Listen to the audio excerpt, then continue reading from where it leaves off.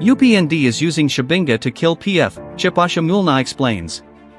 Is the Patriotic Front being dismantled from within, or is this simply politics as usual? PF member Chipasha Mulenga has made a serious allegation that UPND is using Chabinga as a political tool to weaken and eventually destroy the PF. But is there evidence behind the claim, or is this a familiar opposition narrative? Tonight, we examine the accusation, the actors involved, and what it really means for Zambia's political future. Good day, viewers. Welcome to another edition of InspirAfrica Official. I'm Nakash. I hope you're all doing well this week. It's been quite a few days here, and the stories coming out of Zambian politics continue to keep us on our toes. Today, we bring you explosive allegations that could reshape the entire political landscape of Zambia. A story of suspected sabotage, of alleged betrayal from within, and of accusations so serious they strike at the very heart of democratic opposition.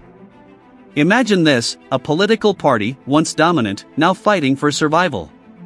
Its structures crumbling, its leadership fractured, its unity dissolving before the eyes of the nation. But what if this collapse wasn't natural? What if, beneath the surface chaos, there existed a calculated strategy, a deliberate campaign to destroy from within? What happens when a trusted ally becomes the instrument of your destruction? When the very person you appointed to lead carries out a mission not of loyalty, but of demolition? When every decision made seems designed not to strengthen, but to weaken? Not to unite, but to divide? Who benefits when opposition dies? When dissent is silenced not by force, but by strategic internal collapse? When the ruling party doesn't need to defeat its opponents because the opponents are systematically destroying themselves? And if these allegations are true, what does it mean for democracy itself? For the legitimacy of political competition? For the future of multi-party governance in Zambia? These are the questions that hang heavy in the air as Chipasha Mulenga, a voice from within the Patriotic Front, steps forward with accusations that could change everything. Factual foundation, background and timeline. The revelation came to light through a series of public statements and social media posts by Chipasha Mulenga, a known political activist and commentator aligned with the Patriotic Front. According to Mulenga's timeline, the concerns began shortly after Emmanuel J.J. Banda, widely known as Chabinga, was appointed as Secretary General of the Patriotic Front. This appointment, which initially appeared to be a strategic move to inject fresh energy into the party's leadership, soon became a source of deep suspicion among certain factions within the PF.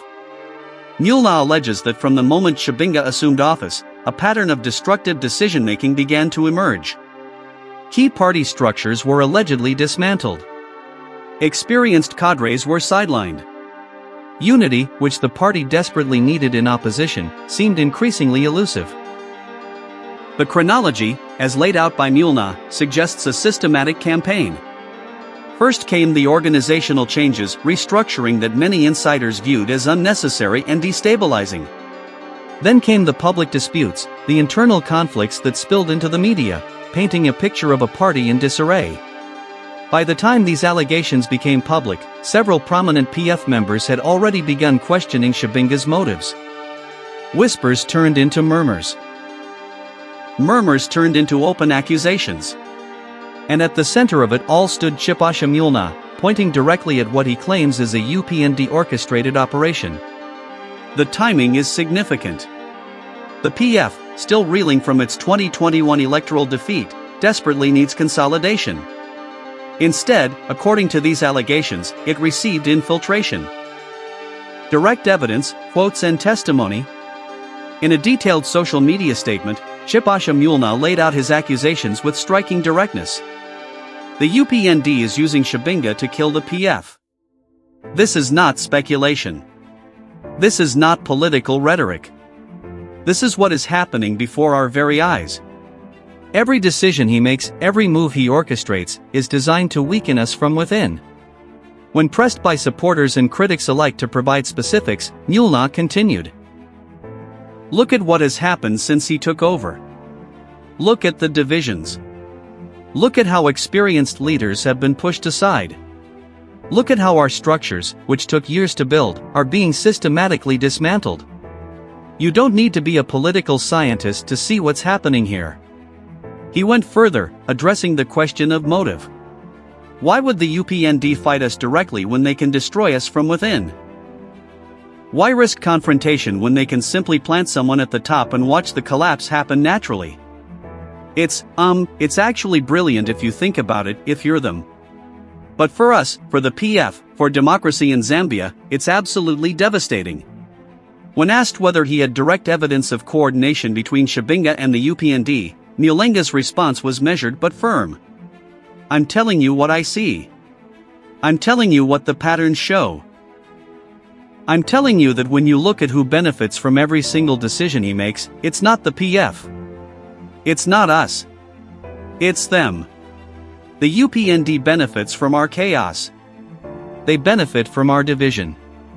And so, you have to ask yourself, is that coincidence? Or is that coordination? Mulenga also addressed potential critics within his own party. Some people will say I'm being paranoid. Some will say I'm creating division by speaking out. But let me ask you this. Is it more divisive to point out sabotage, or to stay silent while the party is destroyed? Is it more loyal to protect a leader who's destroying us, or to expose what's happening so we can save ourselves? He concluded with a direct call to action. The PF must wake up. We must see what's happening. We must remove this cancer before it kills us completely. If we don't act now, there won't be a PF to save. That's the reality. That's what's at stake here. Deeper analysis. These allegations, serious as they are, raise profound questions about the state of Zambian politics and the nature of political competition in a multi-party democracy. If Mulenga's accusations hold any truth, they would represent an extraordinary breach of democratic norms, not through violence or obvious suppression, but through infiltration and internal sabotage. It would suggest a level of political sophistication that goes beyond traditional campaign tactics. Political analysts have offered mixed reactions. Some dismiss the claims as desperate conspiracy theories from a party unable to accept its own organizational failures. Dr. Mwamba Kalufia, a political scientist at the University of Zambia, noted, "We have to be careful about accepting these allegations at face value. Political parties in opposition often struggle with internal cohesion. What looks like sabotage might simply be incompetence or genuine disagreement about direction." However, others point to historical precedents in African politics where ruling parties have indeed used infiltration tactics. "It's not unprecedented," says veteran journalist Ruth Mwansa. "We've seen variations of this in other countries. Whether it's happening here specifically is another question, but the strategy itself is well documented in political literature. The legal implications are murky. Even if the allegations were proven, it's unclear what laws would have been broken. Political parties are private organizations, and the coordination between party members and external entities, while potentially unethical, may not be illegal." The UPND, for its part, has largely dismissed the accusations as baseless. Party spokesperson Cornelius Mwitwa stated, "The PF is destroying itself through its own internal contradictions. They don't need our help. Instead of blaming others, they should look inward and address their real problems." The PF's official response has been more ambiguous. While some senior members have echoed Mulenga's concerns, others have defended Chabinga, creating yet another layer of internal division which, ironically, supports Mulenga's broader narrative about a party in crisis. For ordinary Zambians, these allegations touch on a deeper anxiety: can democracy function properly when political competition becomes this shadowy?